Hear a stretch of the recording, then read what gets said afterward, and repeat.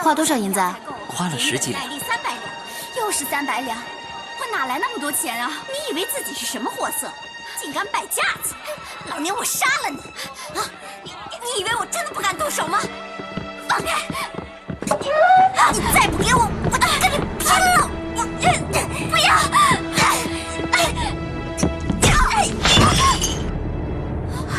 明真，快走！你别过来啊！明真，我们走。老板娘，那春丽怎么办啊？给他100两，让他回去吧。哦。原来那个春丽是个过气老花魁，找你借钱不成，所以才对你动粗啊。春丽呀，年老色衰，欠下一身的赌债，我已经不止一次替她还钱了。没想到她屡教不改，还倚老卖老，还用自杀来威胁我。哎呀，我还以为啊，你又给卖进了妓院，被老鸨勒索欺负，马上冲进来救你，还打伤了人，真是过意不去啊。你一心救我，何须道歉？我在路上看见你为江福出头，痛骂那马夫，你跟以前一样，一点没变。你看见？这些银子就算我的赔偿。你就是车上那个女人啊？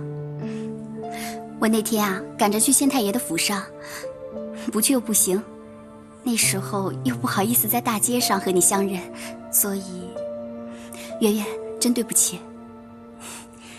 只要我们能相逢，还说什么对不起啊？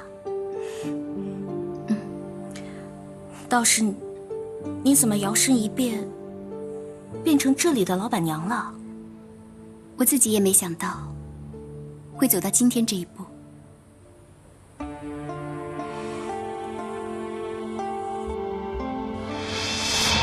当日白府被抄了家，我前路茫茫，举目无期，我不知道要怎么活下去，为什么活下去？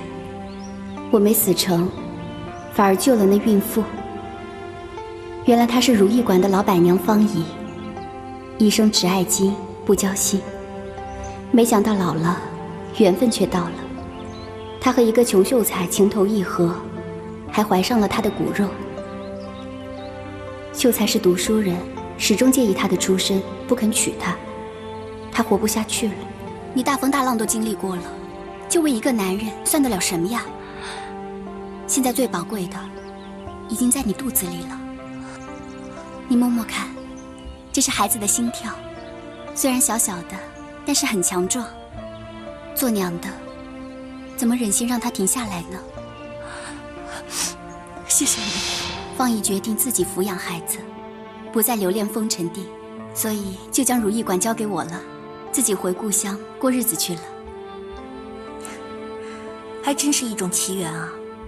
你不但救了他们母子，还救了自己。也许我命中注定就要沦落风尘，逃得了一次，逃不了第二次。反正我什么手艺都不会，就这样过日子呗。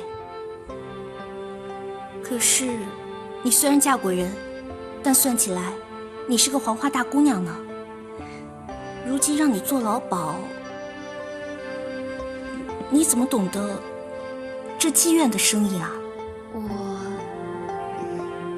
我是什么都不懂，可是边打理边学呗。如意馆上下帮我提点我，我倒不觉得自己像老板娘，更像是给他们打工的管家。我看你啊，就算是穿了老鸨这身衣服，也不会像老鸨一样毒打妓女、逼良为娼的。行行行，别说我了，说说你和许恨吧，你们两口子怎么样？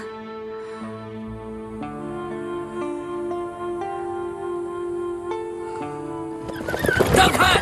快，马车！快闪开！不想死就让开！快点！啊！我的钱呢？让开！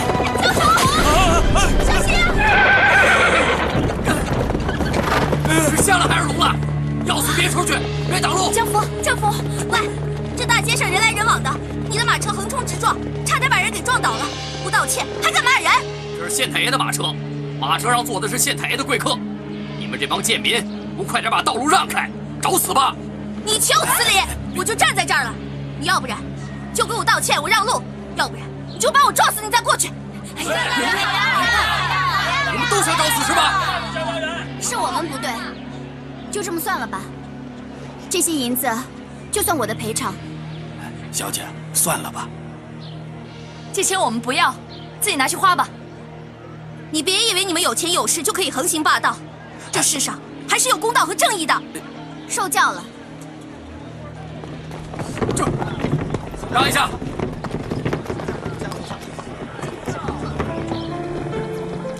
江夫，你没事吧？啊，没事。湖水绿、鹅毛黄各2匹，如烟药红绫4匹，白绢药3匹，桃衣要4匹。至于薄纱要半透的。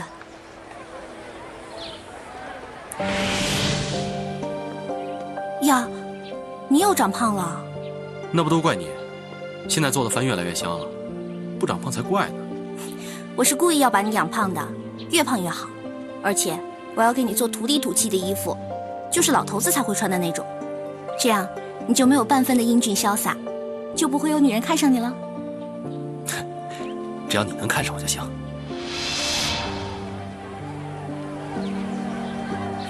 江姑娘，你这手上的布匹是男人的，还这么土气，你是要给谁做衣服呀？人都死了，化成灰了，你还想着给他做衣服呢？